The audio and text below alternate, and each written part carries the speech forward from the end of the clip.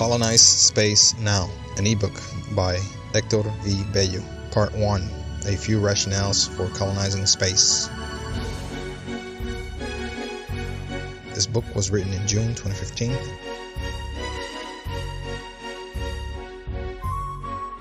Chapter 0, Introduction. A planet is the cradle of mind, but one cannot live in a cradle forever. Konstantin Tsiolkovsky.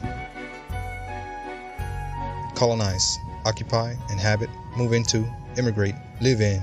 All of these words may bring to mind familiar sights and sounds of land, sea, blue skies, vegetation, rectangular home structures, and perhaps animals and foods. But this small ebook is a treatment to the possible occupation of another kind of environment, one that may appear a wonderful and distantly hopeless dream to many. Space. What is wrong with Earth, you ask? It seems to be able to comfortably sustain a large percentage of today's people, if not all of us, right? And it even may sustain all animals and plants that people may need for thousands of years to come. To be fair, these are legitimate arguments to combat any answers to the original question, but these arguments miss important points. It is not about living space, comfort, or the resources available in the next 1,000 years. It is about intellectual expansion, finding answers, assuring our survival, and spawning a new horizon. These are worth the discomfort, sacrifice, and other hardships that are likely to follow any pursuit in deep space. This small ebook argues that moving a small but growing percentage of our population to deep space and beyond can open up a Pandora's box of possibilities, many of which we still can't even imagine.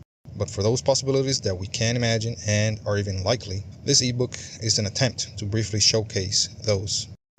This ebook draws on some of the concepts of pioneers of space exploration, travel and colonization, and on the core arguments and proposals of those individuals.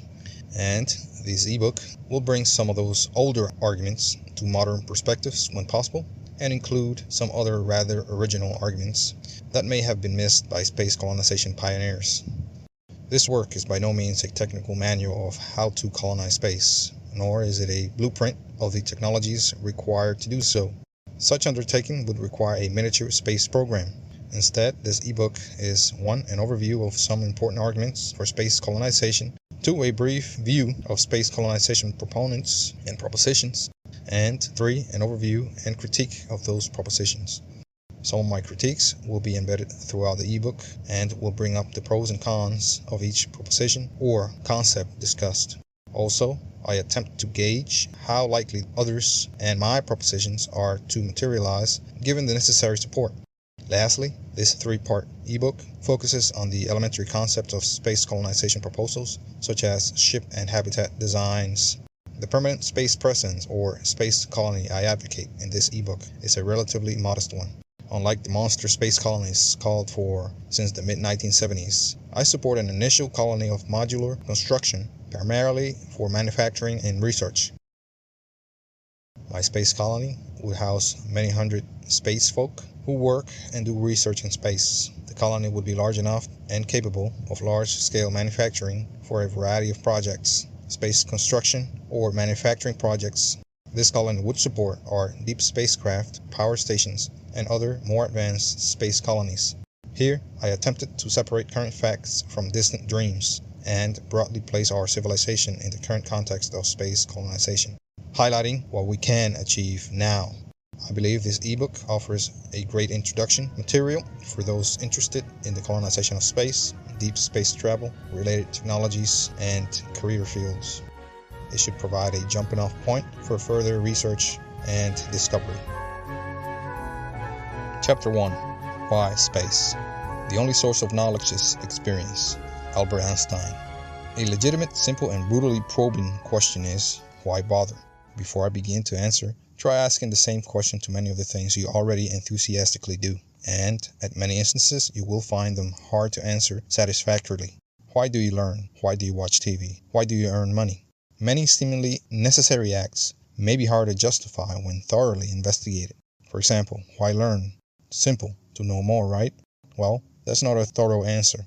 If you answer, to know more so that I can do more in life, it is closer to a thorough answer, but it is still vague. The same with work, love, exercising, having fun, helping others, etc. So, there is a seemingly infinite amount of answers, each more complete to virtually any question. Even answers to yes/no questions can always be followed by because. So, why space? Well, several thousand reasons, but there's just a few highlight reasons this book will cover, all of which are often brought up by space advocates. Because 1. It is a stepping stone to the stars. 2. To discover for the betterment of mankind on Earth and space. 3. To provide assurance of continued human survival and expansion. 4. As a source of still unknown discoveries. 5. For chances to find other life. 6. For expanded energy sources. 7. For a chance to become other life, evolution, and do more. This part of this ebook will focus on these reasons for going to and staying in space. These reasons are briefly introduced in the following paragraphs. Baby steps to the stars. I believe that slowly moving into space will allow us to go far and eventually to other stars far. The difference between going to space now and remaining here, putting it off for later, is like between a person merely looking out from a beach and a person on a ship at sea looking out to the vast ocean. Who do you think is more able to go explore and find something that will impact humanity? As a species, going to space and living there will put us in a better position to build the technologies that will take us to deep space and make life better here on Earth and in space. Discovery for the betterment of mankind. Space exploration has and will continue to put us in a track to discover new materials, resources, and technologies that will benefit Earth and space inhabitants. Solar photovoltaic panels, smaller computers, and better building methods are just a few of the improvements passed down to us by space program research. By establishing not only a mere space program, but a deep space program, many more discoveries should be expected. Assurance of continued survival and expansion. Colonizing space will give us a better chance to survive and expand as a species. This is especially true when considering many thousands of years as the timescale, the fast-growing human population, dwindling Earth resources, and the rapidly warming global climate. Professors Michio Kaku and Stephen Hawking, for example, support the idea of a two-planet species, among many other scientists, precisely because of the threats to human survival. Unknown discovery and possibilities. Yes, the unknown can be a good argument for colonizing space, in my view. Surely, in our past, it was uncertain for many a hunter-gatherer group of what awaited them on the other side of the mountain. Some stayed back and some went, and many surely died on both sides of the mountain. But those that went and survived surely discovered a new world and used their new resources with the knowledge brought from their homeland. So perhaps, as many times as not, there is something good awaiting in the unknown. Other life. We may finally be able to answer the age-old question of whether we are alone in the universe. Earth-originated robotic missions and radio and telescope observations have many limitations that can be overcome by boots on the ground or flyby exploration. For example, microscopic life or traces of past life may be eluding us at Mars and other places because of our human non-presence in those places. Energy. As introduced in the 1970s, the prospects of tapping into much vaster and powerful sources of energy are deep in space. Uninterrupted solar energy and energy from cosmic sources yet unknown, and energy sources of relatively nearby asteroids and planets can provide space humans with an abundance of energy. Evolution. Finally, evolution is arguably a great reason for us to break off into deep space. A new breed of human will likely arise from the vastly different demands of space living. The lower, higher, or non-existent gravity of space environments will surely and eventually evolve space-dwelling humans to the point of becoming a new species.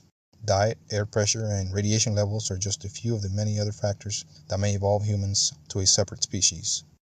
Reasons to go to space are almost too many, and in time many begin to become boring as the advantages of space exploration continue to stack up as we colonize space. The space exploration that we have performed as a species in the last 60 years has provided us with countless benefits. Look them up. Just imagine what the next 60 years of discovery could yield, and the next, if the rate of exploration and our presence in space folded by many times. Chapter 2. Gazing at the sky.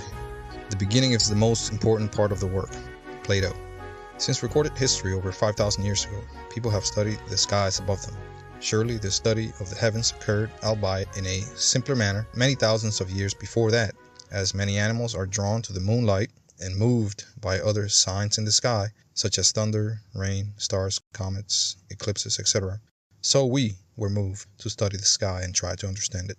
As mentioned in the series Cosmos, before there was a TV and digital handheld devices to take our attention, there was the starry sky. A full starry night sky with no city lights to block it is one that is a rarity and a delight to behold. This rarity of the full night is due to the lighting of the many cities we live in. Recently, I saw a very realistic simulated full night sky in a planetarium, and I was moved in wonder. Surely my far ancestors felt similarly. The earliest city-states in the Mesopotamian river basins of over 5,000 years ago have records of studies of the sky, forms of early astronomy. The search to connect with the sky is likely to be the source of our religious and scientific want to be part of the heavens. The heavens has for a long time been the source of much good and ill in our reality, and in the minds of most of us, the sky became the cause of many of our defeats and triumphs, bringing both fortune and catastrophe, as moderate sunshine and rain brings abundance, and too much of the same brings droughts and floods. Our ancestors surely must have looked for answers up in the sky, and with much reason. Perhaps this same zeal follows us to modern times, to want to go there and be part of it. There have been countless people that, with the realization of a greater universe, have wondered about other possible worlds and our possibility to travel far away from Earth, and even stay out there and live. Standing tall among them are the Dark Ages philosophers Giordano Bruno and Johannes Kepler. Bruno, on his realization of the vastness of the universe, tried to convince others of it, but he was largely alone on his belief and eventually caused his persecution by the people and authorities of his time. Kepler attempted to innocently promote science by writing a story of travel to the moon, finding himself also persecuted by closed-minded crowds around him. Ancient cultures looked up at the sky and somehow saw the potential to go live among the stars. Some people believed the journey to the stars to be corporeal, some inanimate, yet others believed it to be a consensus of the two. For example, the Sumerians, inventors of the all-important wheel, believed that the universe consisted of a flat disk enclosed by a dome, and after death people traveled and stayed in a netherworld to spend eternity as a Gedem or ghost. The Egyptians buried their deceased pharaohs, kings, with a replica of a royal barge as a homage to the god king and also to guarantee his safe ascent to the heavens. The Old Testament tells us of an out-of-this-world journey where Elijah went up by a whirlwind into heaven, and there is a reference to a purported celestial flying object in the story of Ezekiel when a mysterious craft appears from the sky and lands near a river in Chaldea, part of ancient Babylonia. Since antiquity, it seems there is the mark of a wish for humans to travel into the bliss of the heavens and stay there indefinitely. It was not until after the Industrial Revolution of the 19th century that thinkers began to ponder of the possibility of going to space with the help of machines. There are countless reasons why the heavens are cited time and again as the home of one or more gods, and the future home of those deserving to live among them. The imposing presence of a full moon in the horizon, and the unexpected eerie spectacle of a solar eclipse, and the unusual appearance of a bearded or tailed star, a comet, must have amazed and bedazzled our ancestors. Still does today. Thus, events of the heavens must have influenced our ancestors to believe the sky to be a place of bliss and awesome power. So, the want to be a part of the heavens is a strong urge among us still. Astrology, the precursor to astronomy, was practiced by the ancient Chinese, in fact, by many other civilizations, at least since the beginning of writing. At first, the sky was a vital tool to predict, therefore prepare for, the different seasons. But with astrology, the sky soon became a matter of everyday happenings for all on Earth, even unrelated things such as sickness. The Greeks of the ancient world placed their gods in high up places, including mountaintops, clouds, and the starry heavens, often naming the planets after the gods, Jupiter, Venus, Saturn, etc. The Romans also followed similar customs and placed many of their gods in the sky, for example Mars and Aeolus. Many of the modern-day religions assume the heavens as the ultimate place for all deserving humans. So, going to the heavens for reasons of abundance, peacefulness, justice, and lasting life in different ways drive our scientific efforts to go to space. Even the search for life in space may be a branch out of our confidence of those that live in the heavens. Our eagerness to belong, not to be alone, and to defy death accompany us in our most stretching efforts to reach far into space. Ultimately, if space colonization is successful, it may be us that live in the heavens and watch over Earth. Chapter 3: Baby Steps to the Stars.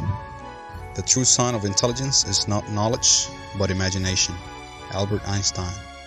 I believe in gradual growth, taking baby steps before you run. Crawling first, slow gain, has proven to be, time and again, the best and most thorough way to do almost anything. From charging a battery to learning a craft, slow gain is almost always best. So, I believe slowly moving into space will allow us to build a firm foundation for us to later leap into deep space. Unlike our current pace of space exploration, which is more like taking naps between each baby step, we need slow but steady advance. And, like a tree trunk, the thicker it is, the further up it can grow. So, slow, steady growth can allow humans to venture further into deep space. Slow and steady growth will enable us to build very large and intricate infrastructure, which is needed for deep space travel. I believe we must build our foundation starting now so that we can begin to be ready in 1 or 2 decades. We must not continue to look at each other and say we could be there now. Richard Zubrin avidly supports a deep space exploration program that gets things done within 1 decade.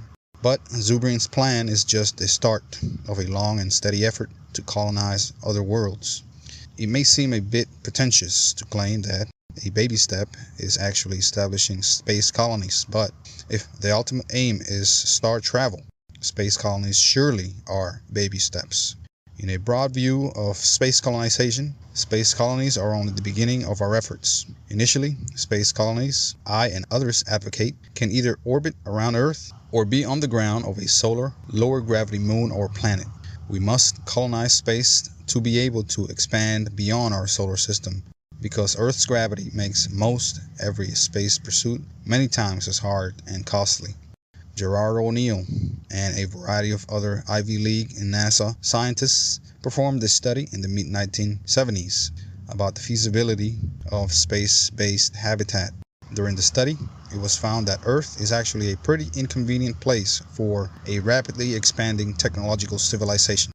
And this location disadvantage was due to Earth's changing weather and air pressures, relatively high gravity, and natural processes such as erosion, tectonic plates shifts, volcanism, hurricanes, and many other natural occurrences.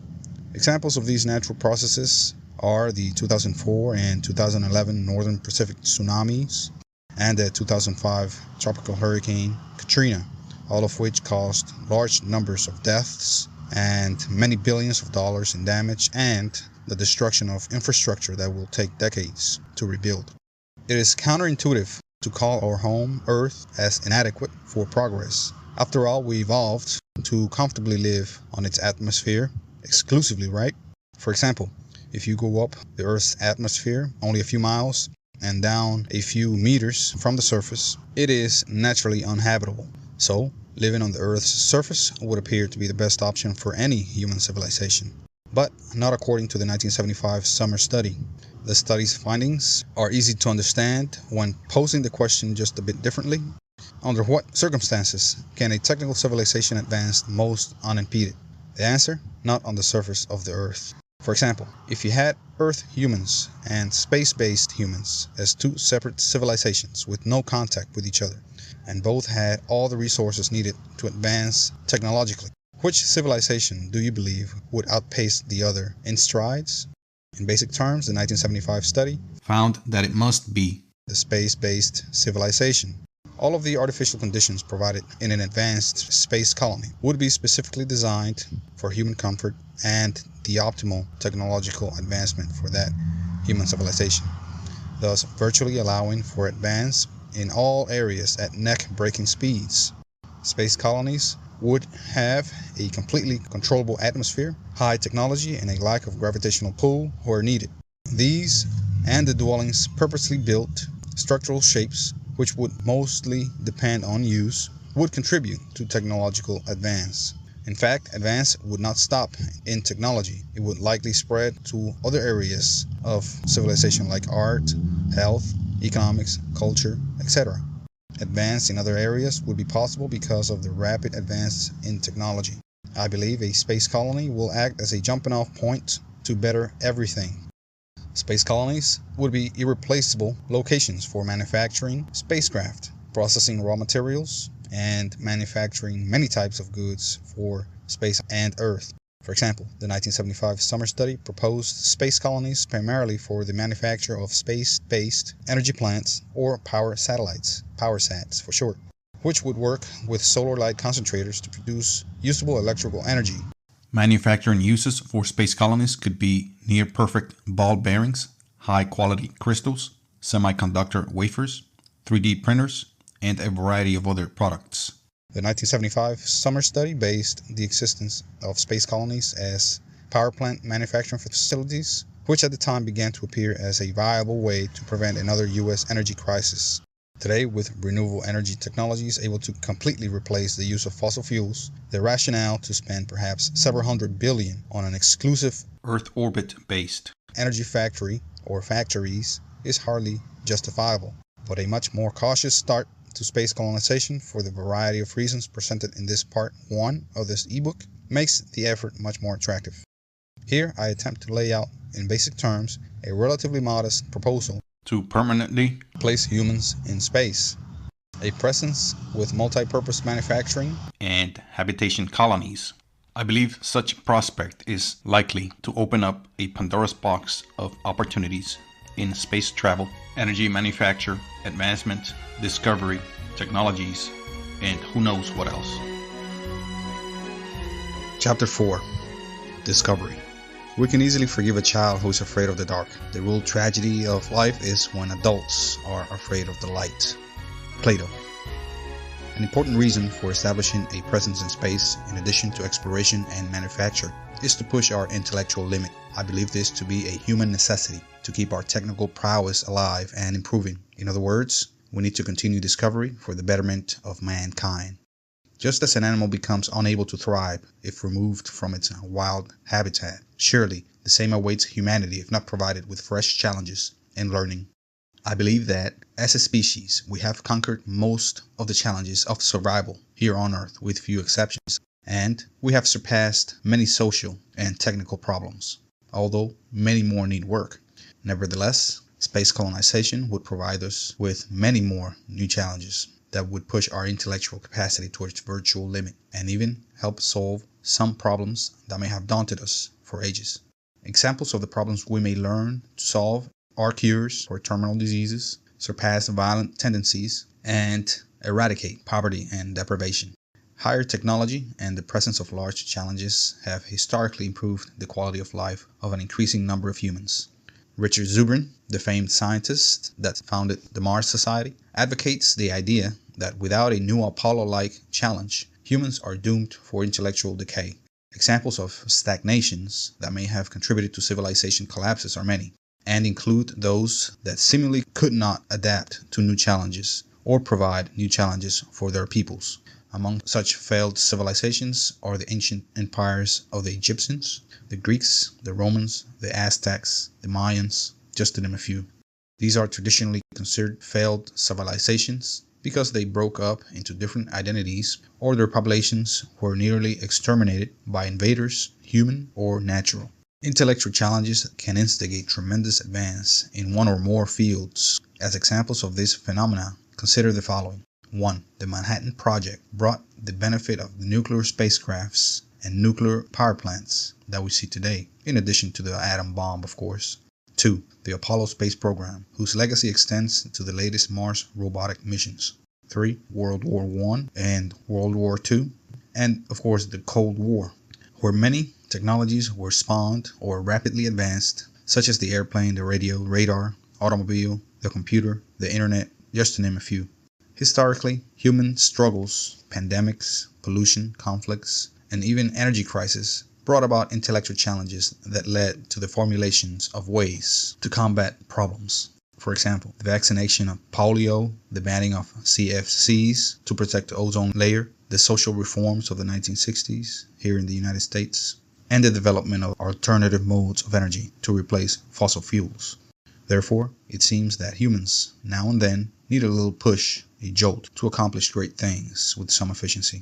It is not necessary nor desirable to create conflict or crisis like wars or pandemics to instigate technological advance, since peaceful and enthusiastic campaigns can accomplish similar or even greater feats. For example, the Apollo space program, what I will call here the ASP, was an effort driven by many factors, but President John F. Kennedy, JFK, instigated its inception and helped kick-start it. The ASP's various initial drives were started with JFK's famous address to U.S. Congress in May of 1961 and the "We Choose to Go to the Moon" speech. Likewise, Mahatma Gandhi and Martin Luther King Jr. instigated peaceful, intellectual, and social movements that required no violence or loss of life. The Gandhi and King movements released a menagerie of social improvements unlikely to have been brought about by war or other violence. The improvements and benefits of the discoveries that crisis-less efforts, such as the space colonization, could bring are virtually incalculable. For example, if space colonization is undertaken, countless new problems will push research and development to new heights, such as in medicine, construction, material development, engineering, air and space navigation, astronomy, and many other fields. So, discovery and the benefits new discoveries would bring are almost standalone reasons to go to space permanently and in the near future. But wait, there is more. Discovery is only one in several rationales to colonize space, each almost of equal stature, as you will find out in the next few chapters. Chapter 5. Assurance of continued human survival and expansion. Since in the long run, every planetary civilization will be endangered by impacts from space, every surviving civilization is obliged to become spacefaring. Not because of exploratory or romantic zeal, but for the most practical reason imaginable, staying alive. Carl Sagan, 1994. I believe that as a species, we must, if not soon, then later, permanently migrate to space. Simply put, we must go to space to survive. I believe we are such a successful species at the game of survival and reproducing that these may be our long-term vulnerabilities. That is, there may be no tapering off in our urge to reproduce and exploit our environment. Figuratively speaking, like some snakes, we might end up eating our own tails. Seemingly nothing outside of ourselves can limit our growth as a species here on Earth. So many thousands of years into the future, Earth itself may not be sufficiently resourceful to quench our basic needs, let alone our wants. So before we even get close to such dire conditions, we must find a way to expand beyond Earth and perhaps live where the resources are basically unlimited. And yes, there is such a place, space. It is true, it may be far into our future before Earth starts to become uninhabitable. This point needs little argument. But what needs argument is, when should we start taking meaningful steps to actually build the infrastructure necessary to get us to and live in space? If we can't get a sizable number of us into low Earth orbit now, there is little hope to venture out into extrasolar space when we really need to. Space colonization, regardless how far into our future, is at the core of a matter of survival and resource management of practical sense. Resource management that can take a solar system scale and not be limited to Earth. Overpopulation is another concern that is growing each minute. This is especially true in the third world and developing nations here on Earth. For example, the World Bank recognized the world total human population to be at over 7 billion as of the writing of this book and could approach 9 billion by 2050. Beyond that year, our world population could continue to increase rapidly, a prospect that may present us with a grim future. The graph above, shown in page 25, shows the drastic human population growth, both projected and actual, since the mid-1700s on top and since 3000 BCE on the bottom graph. And more worrisome is the fact that as human population booms, many non-renewable resources will likely dwindle even faster. For example, fossil fuel or fossil oil, gas, metals, and mineral deposits. King Herbert, the proposed the following scenario for oil production through the year 2200, shown in the graph on page 26. So, in many years' time, perhaps not so many, we could find ourselves in a dire situation of severe overcrowding if no steps are taken to relieve the human overpopulation. Part of the solution is to have the capability and the technological and economic infrastructure already built to begin expansion into deep space. An example of how a small place can produce individuals far in excess of what that place can support is the following. Many individuals are born in small islands all over the world every year. And if not for migration out of these islands into larger, more resourceful lands, these islands would quickly become overcrowded and uninhabitable in as little as a few generations. In the future, migration into deep space would not be much different than migration from the small islands of today. Going to and living in deep space are two problems of the same broad idea of space colonization. For a large number of humans to go to space, there must be technologies to get them there. For example, rocket ships and other transports. And for many humans to live in space, there must be facilities already in place. Humans are high-maintenance organisms, requiring much attention in many aspects. For example, we humans cannot remain in a passenger aircraft strapped to a seat for more than a few hours consecutively.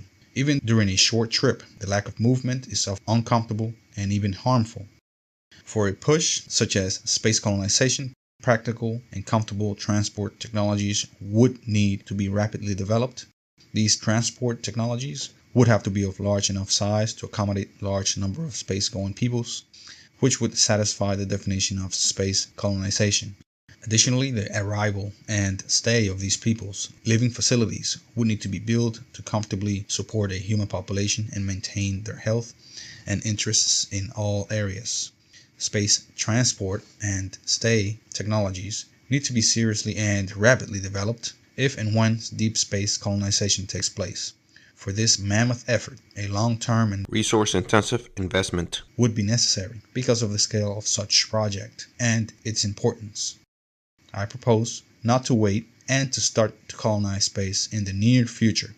Otherwise, we risk the uncertainties of a future without a large technological challenge.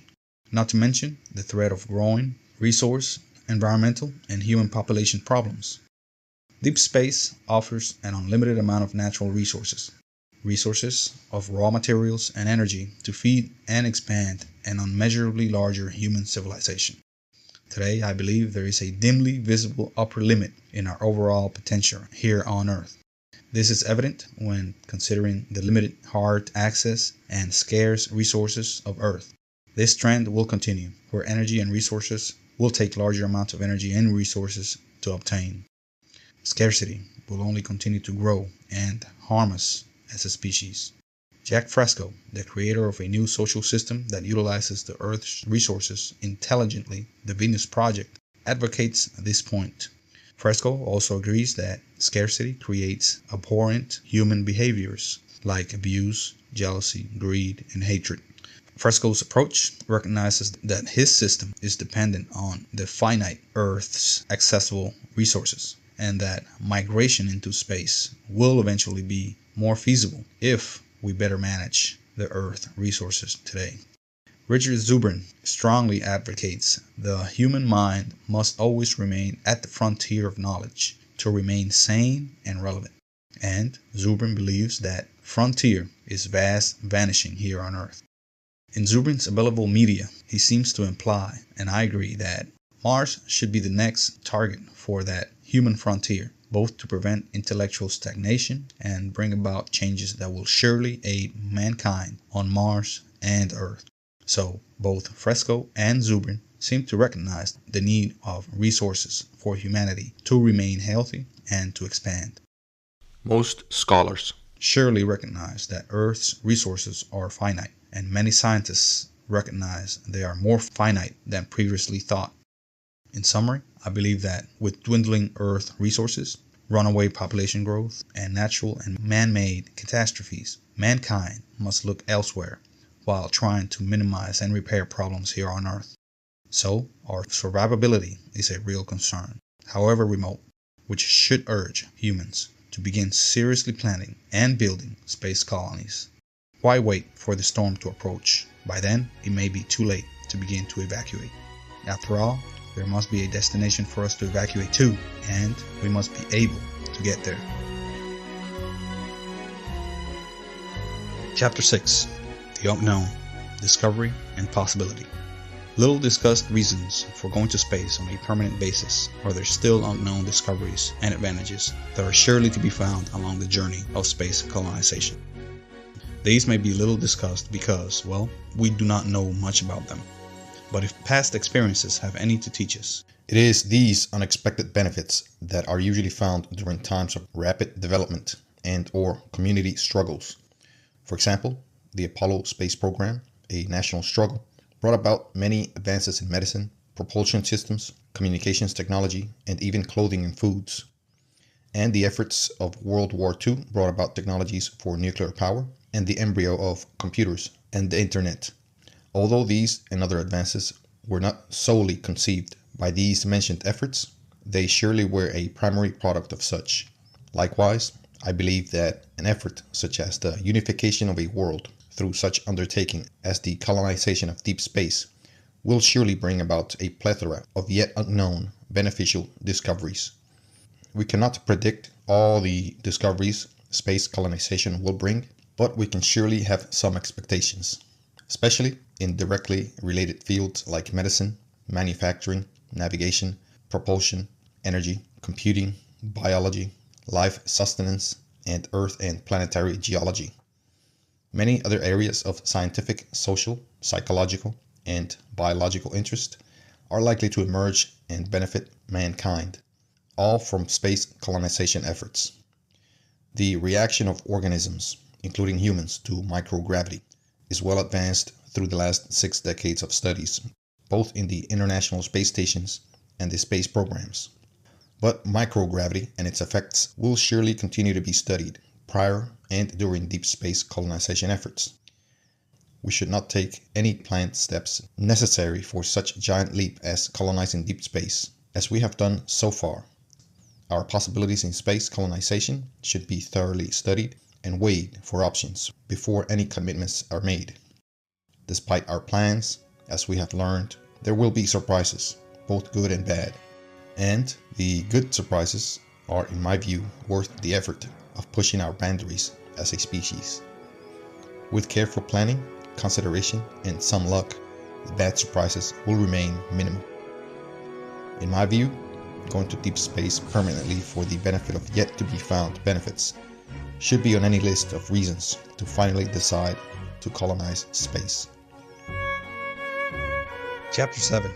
Other Life in Space. As of the writing of this ebook, we have not found the smallest conclusive trace of past or current life on any world outside of Earth.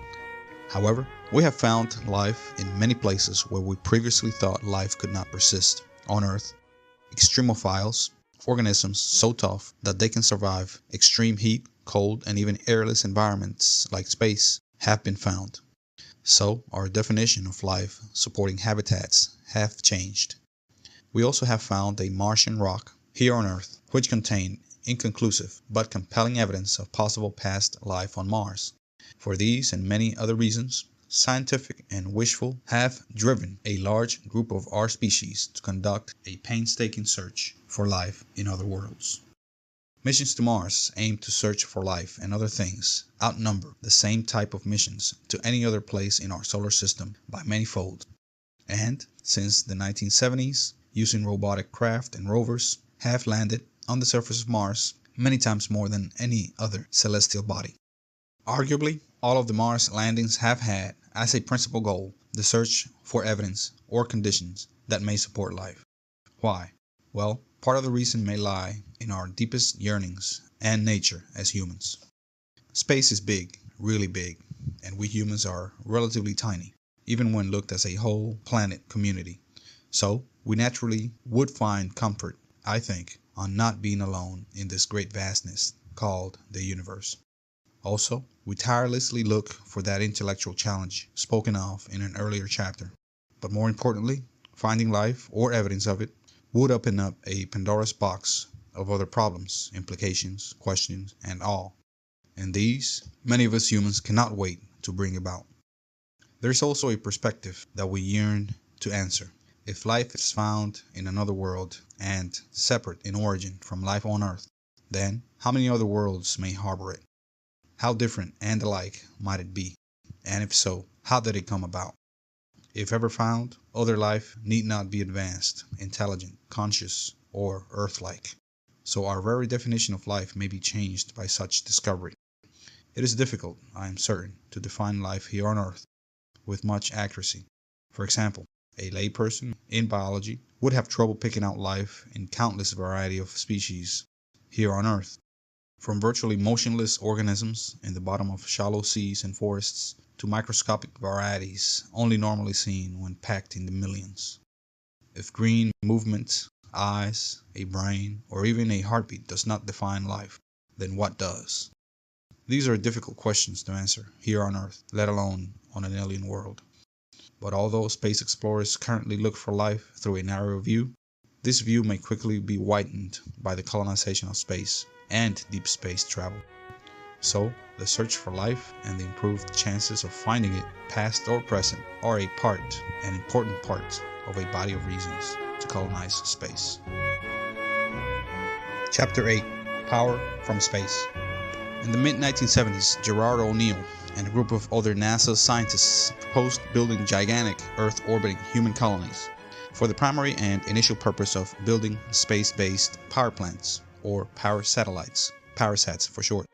These ambitious proposals stemmed, at least in large part, from the recent oil, gas, and energy crisis triggered by the Arabic oil embargo of 1972. At least for now, there are affordable oil products in the US and many other countries, and there are many other options for energy. For example, domestically pumped and refined oil, nuclear, wind, geothermal, and photovoltaic power. So, building space colonies for the primary purpose of supplying energy to Earth in mass scale is today hardly justifiable.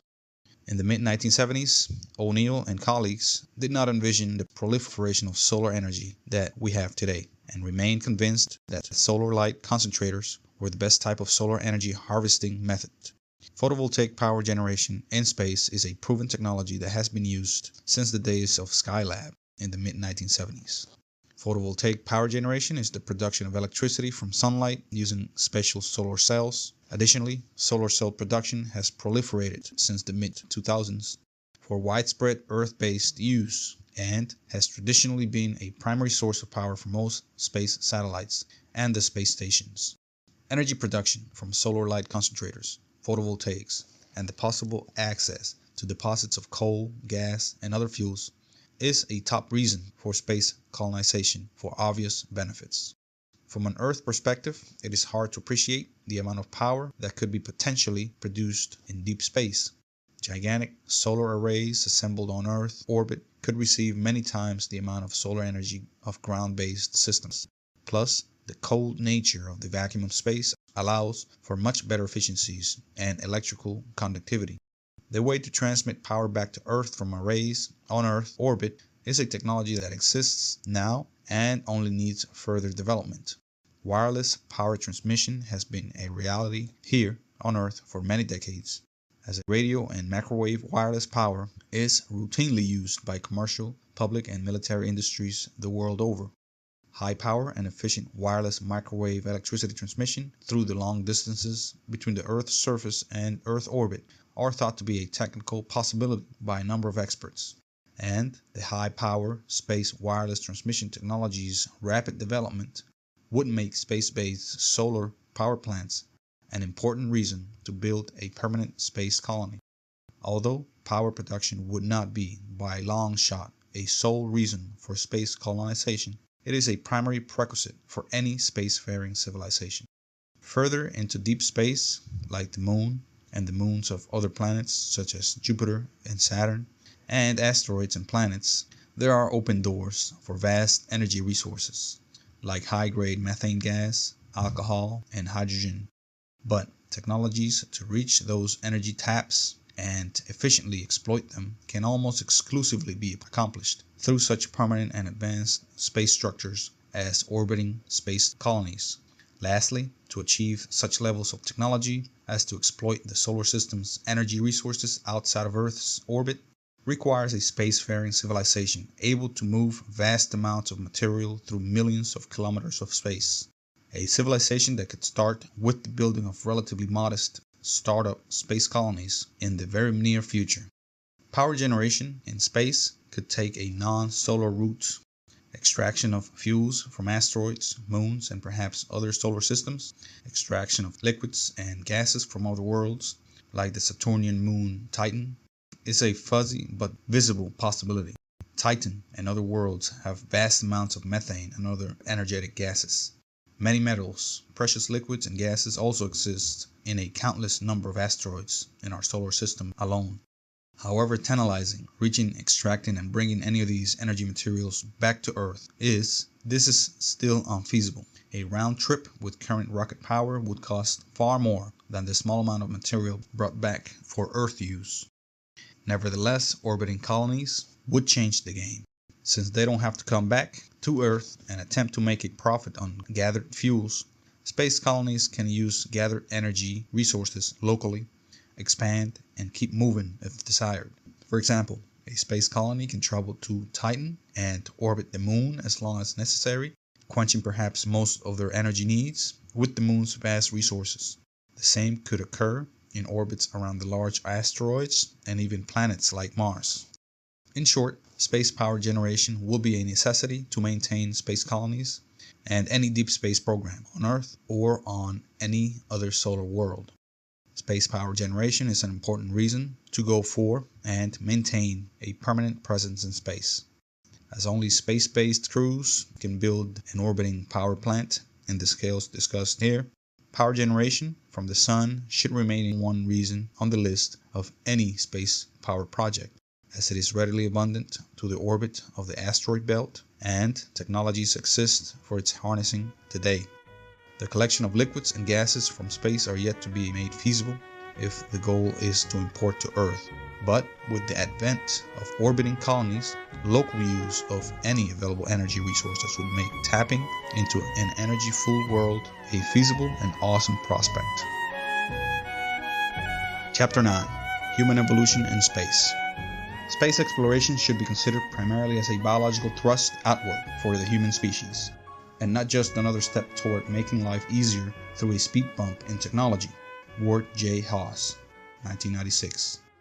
A tantalizing and awesome prospect, and in my mind a great reason to begin the colonization of space now, is the eventual and likely evolution of the human race into a galactic species, the Cosmosians, dwellers of the cosmos.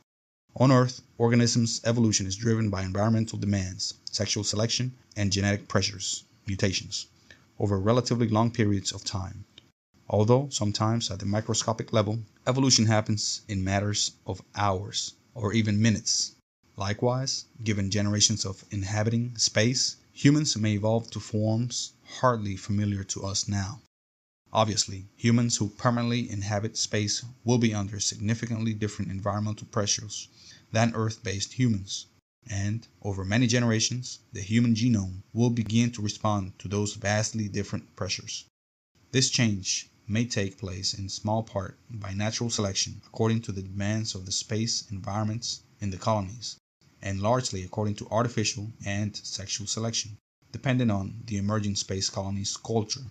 For example, the lesser or non-existent gravity of many spaced environments will likely drive the preference of those humans less prone to bone and muscle cell loss and those that have less health complications in general. And mates may begin to prefer partners with those traits too, which will drive a change in overall human looks. So far, space environment health has not been a driver in astronaut selection, since we do selections here on Earth. Only excellent health on Earth has been used to qualify astronauts, among other factors. Good Earth health usually translates to better health in space, and today astronauts are selected for short missions and not to produce the next generation of astronauts. In time, perhaps smaller humans with high muscle and bone densities would become more numerous and thrive in most colony environments. If that trend continues, I envision stocky adult humans the size of 10-year-old Earth children. If the use of the arms are increased for movement in zero gravity and the use of the legs is diminished, humans with longer arms will be preferred by the emerging culture, thus likely increasing in number.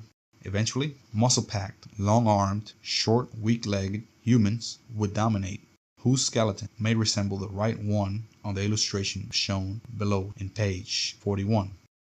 Space colonies may achieve Earth levels of gravity, but even if this level of artificial gravity is achieved, it would be minimized for a large number of humans, often exposed to low-gravity environments.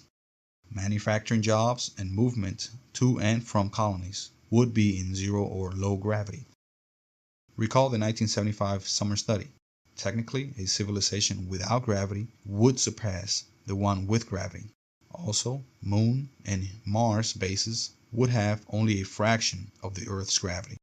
Additionally, in the future space civilizations, persons may be selected for certain tasks and living environments, even before growing up to be adults or born, more or less grown, to serve certain needs of the colony.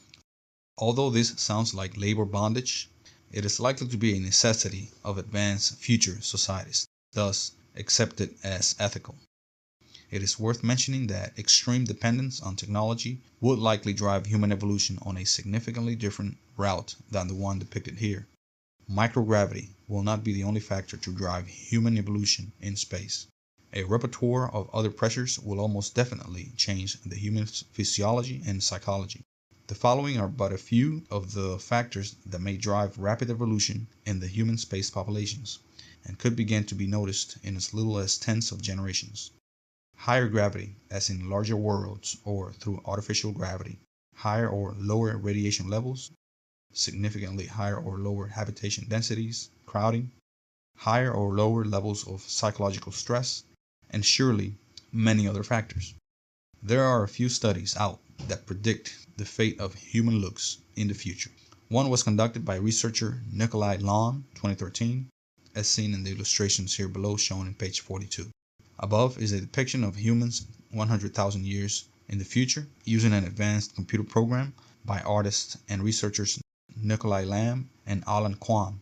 Lamb and Quam argue that the trend for larger foreheads, smaller facial features, darker skin, and larger eyes will persist as we colonize deep space. Larger eyes will be necessary in the dimmer environments of deep space, and more pigmented skin will be used for higher UV exposures in space. Other experts like Dr. Oliver Curry argue that Earth human evolution will almost entirely be driven by sexual selection, where mates will select each other depending mostly on their looks, thus be almost completely removed from natural selection. So height and body features will be pronounced. However, Dr. Curry says that trend will begin to cease about 3,000 years into our future, when mostly technology pressures will drive our evolution. Dr. Curry envisions humans to break off into at least two different and separate species, both living simultaneously but with vastly different purposes.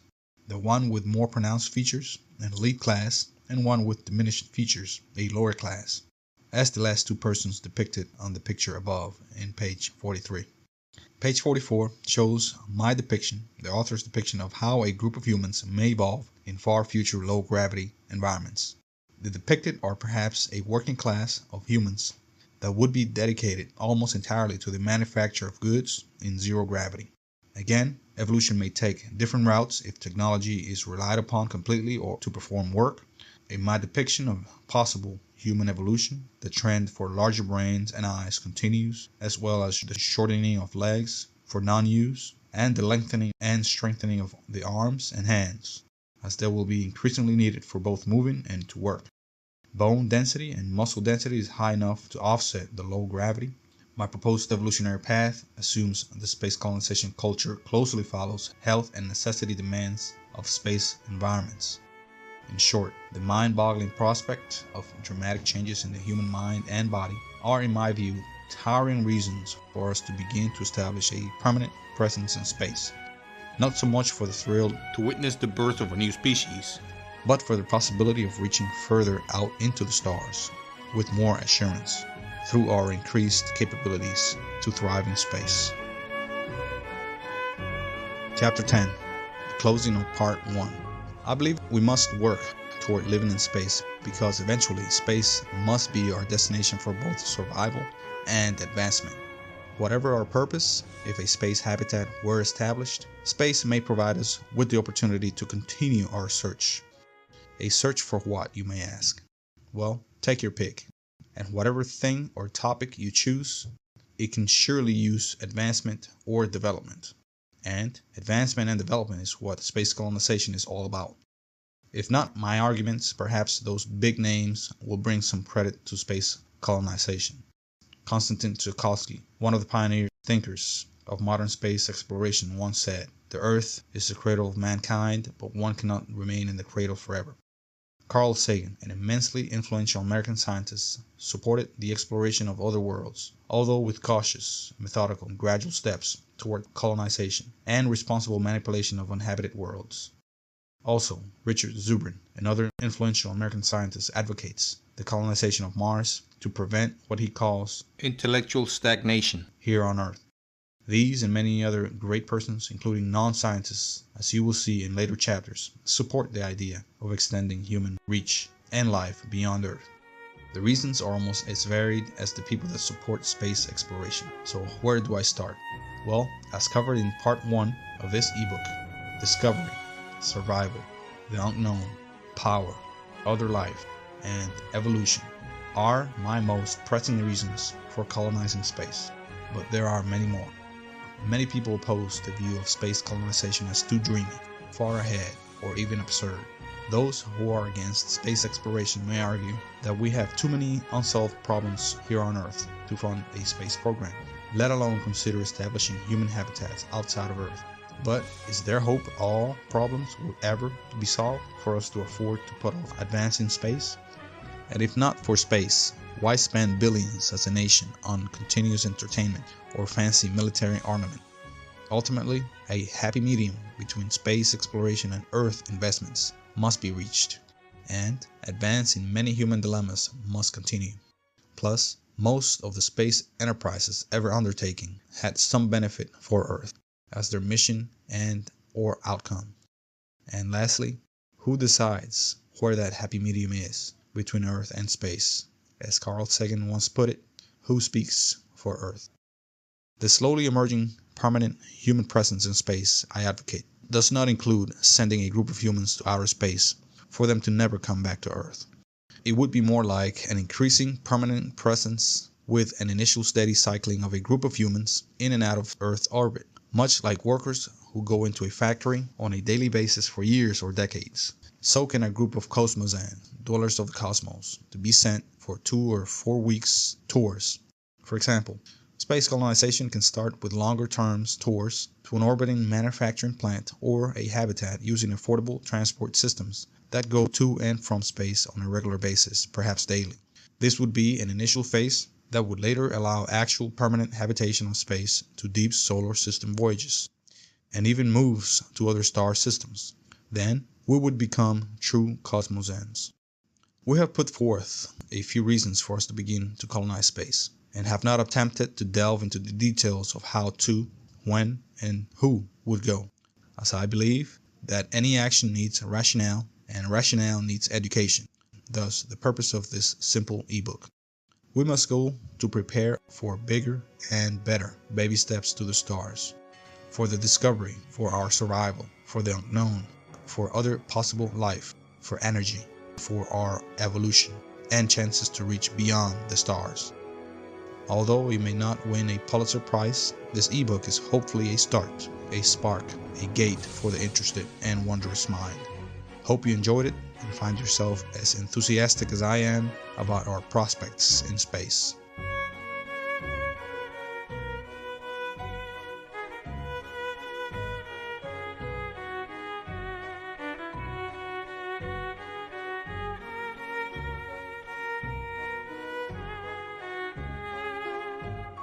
Chapter 11.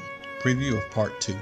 The planned Part 2 of this ebook will delve into the technologies that may get us to deep space affordably, and the technologies that will allow us to live there sustainably. By no means are the technologies presented my or any one man's making, So far, cheap and reliable systems to access space have eluded engineers, but propositions and plans are available to admire the possibilities. The now retired space shuttle never accomplished the wished for cheap access to space, and current rocket-based systems appear unlikely to achieve this either. So, what are our options as far as the body of research shows to access space affordably, reliably, and consistently? This question will be the thesis of the next part of this book.